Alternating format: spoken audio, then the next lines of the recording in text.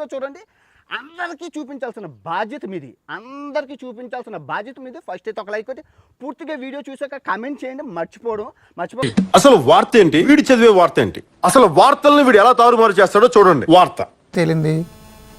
వంశీ తనని కొట్టి కిడ్నాప్ చేసి బలవంతంగా కంప్లైంట్ విత్డ్రా చేయించారు. నేరుగా వాళ్లే తమ కారులో కోర్టుకు తీసుకొచ్చి బలవంతంగా విత్డ్రా చేయించారని చెప్పాడు.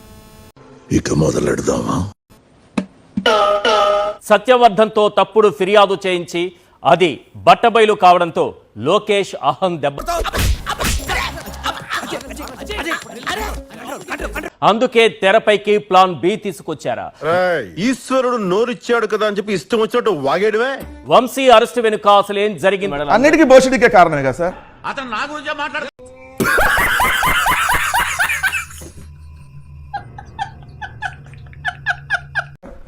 అంటే భోషుడికి అన్నతను కారణం. వీడేమరు ఆడేడ తిరుక్కుంటూ స్టీరింగ్ నా పొంగికి పెట్టిండు. నేను తప్పుగా, ఎందుకంటే దయచేసి చూసేవాళ్ళు నేను అట్లాంటి బూతులు మాట్లాడలేదు. భోషుడికే అనే పదం భోషుడికే అంటే లంజా కొడుకు. ఏం మాట్లాడుతున్నావురా నువ్వు? నీకేమన్నా బుర్రున్నదారా? భోషుడికే అని జగన్ గారిని తిట్టడమే కారణం కదా.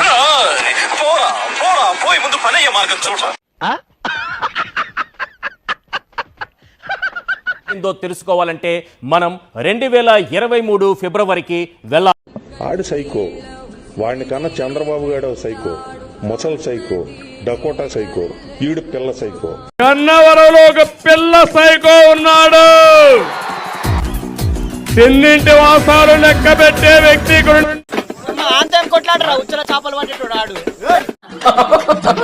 అధికారంలో ఉన్న 5 ఏళ్లు నోరు కాలు చెయ్యి అన్ని పారేసుకున్నటువంటి పదవులు వస్తే ఇలాగే. చంద్రబాబు గజ్జి చేతుల మీదుగా బిర్యానీ పొట్లాలు, పలావ్ పొట్లాలు తీసుకొని మోచేతి నీళ్లు తాగే ఎదవలు, డకోటగాళ్ళు మొత్తానికి చెబుతున్నారు.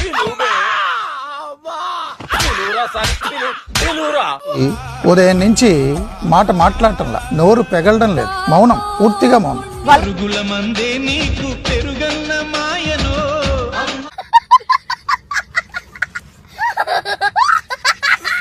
ఎక్కడైనా అంతే కదా, చర్యకు ప్రతిచర్య ప్రతిస్పందన ఉంటుంది కదా. వల్లభనేని వంశీకి 14 రోజుల రిమాండ్ విధించింది విజయవాడ.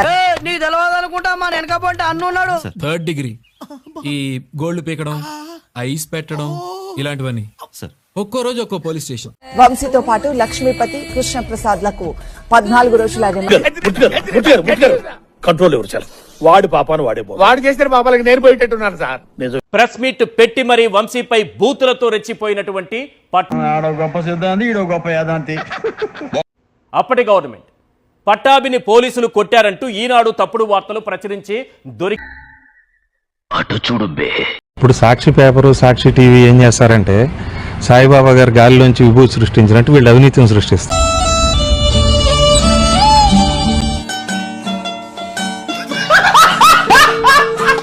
ఎందుకంటే సాక్షి అవినీతి పుత్రిక, జగన్మోహన్ రెడ్డి బతికే అవినీతి.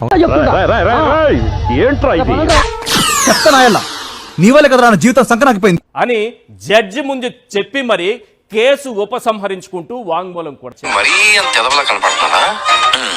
కేవలం ఇక్కడ తాము చేసినటువంటి తప్పుడు కేసు పెట్టి దొరికిపోవడంతో ఇప్పుడు వెంటనే ఏం చేశారు? అదే కుటుంబం పైన ఒత్తిడి తీసుకొచ్చి ఆ కుటుంబ సభ్యులతోనే నా కుమారుణ్ణి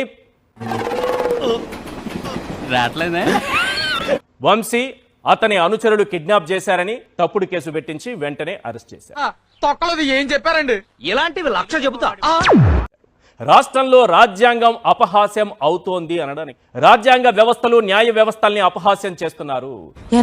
అంతా బానే ఉందా లేక దయ్యం ఏమైనా పట్టిందా? చట్టం అంటే వీరికి గౌరవం లేదు. ఆ చట్టాన్ని కాపాడే న్యాయ వ్యవస్థల మీద కూడా వీరికి గౌరవం లేకుండా పోయింది. ఆ మాట నువ్వు చెప్పకూడదు. ఎందుకు చెప్తున్నా? ఆ మాట నువ్వు ఈ కేసులో ఫిర్యాదుదారుగా ఉన్న సత్యవర్ధన్ తనతో బలవంతంగా సంతకాలు చేయించి ఫిర్యాదు కోసం వాడుకున్నారని ఇప్పటికే జడ్జి ముందు వాంగ్మూలం కూడా ఇచ్చారు. ఈ తప్పుడు కేసులతో వంశీని ఎవరు ఏమి చేయలేదు. బయటికి ఎలా వెళ్తావో చూస్తాను. కోర్టులో ఒగ్గపెట్టి నిన్ను కుమ్మేకపోతే తల్లి తోడు. కొత్త కేసు నమోదయ్యేలా చేశారు. ఆ కేసు వంకతోనే ఇప్పుడు వల్లభనేని వంశీని అక్రమంగా అరెస్ట్ చేసి లోపల పడేది. ये तो लेटेस्ट न्यूज़ है। విచారణ ఎలా కొనసాగాలో వారిద్దరే నిర్ణయిస్తారు. ఎవరెవరి మీద ఎలాంటి అభియోగాలు మోపాలో వాళ్ళిద్దరే నిర్ణయిస్తారు. సాక్ష్యాలు ఎవరి చేత చెప్పించాలో వారే నిర్ణయిస్తారు.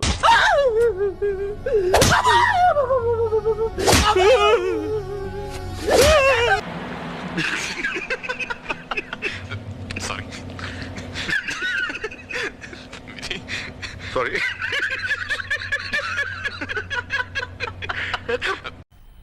मजा आया और मैं ये जो मजा है हिंदुस्तान के हर व्यक्ति को देना चाहता हूँ. ఓకే బ్రదర్స్, ఒక తల్లి కడుపును పుట్టకపోయినా ఒకే ఆటోలో కలిసి ప్రయాణం చేసే వద్దకే పాలనలాగా ప్రజలతోనే ప్రయాణం అన్నమాట. డౌట్స్ ఏం పెట్టుకోకండి. మీకు ఎప్పుడు రావాలనిపిస్తే అప్పుడు వచ్చేయండి. ఖర్చు లేకుండా కాఫీ తాగుతాం, బిల్లు కట్టకుండా భోంచేద్దాం. సరేనా? అలాగే. బయలుదేరన్న మీకు ఆలస్యం ఎలా ఉంది? నమస్తే సార్.